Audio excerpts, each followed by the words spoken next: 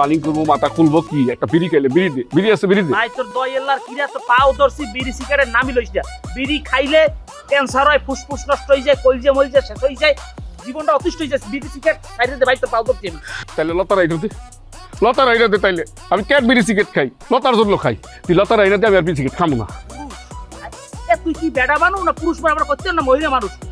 একটা মাইয়া তোর লাগে বিয়ে বইবে না দেখি গ্রামে কত কাউ রইলে এই তালুকদার বাড়ির পড়ার এই মাই লই গেলে বিয়ে বইলে এরপর এই মাইয়ের লোক তুই এখনো কানতে আসো। দুর্নীতি কি মাইয়ের অভাব পড়ছে?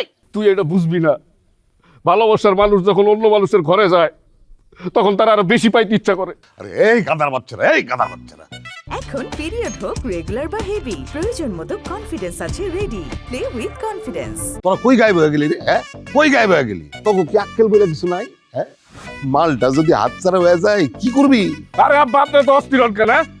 আপনি বেশি অস্থির হয়ে যান। আমরা আছি না, চলেন এখন যাবো। আরে অস্থির না হয়ে উপায় আছে।